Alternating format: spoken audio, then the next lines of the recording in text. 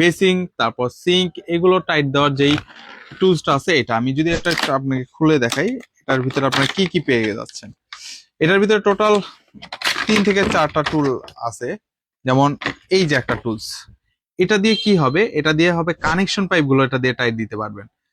দ্বিতীয়তে এটা আছে, এটা দিয়ে হলো মিক্সচার টাইট দিতে পারবেন, বেসিক মিক্সচার গুলো এটা দিয়ে টাইট দিতে পারবেন খুব সহজেই। তৃতীয়তে এটা আছে, এটা হলো সিং মিক্সচার টাইট দিতে পারবেন খুব সহজেই, খুব হেভি।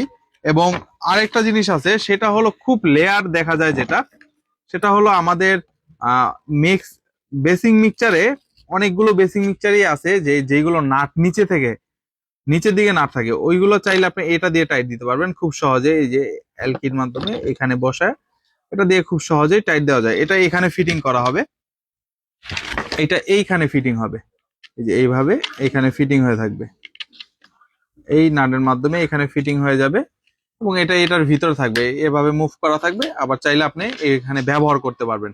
তো খুবই ইউজফুল একটি প্রোডাক্ট।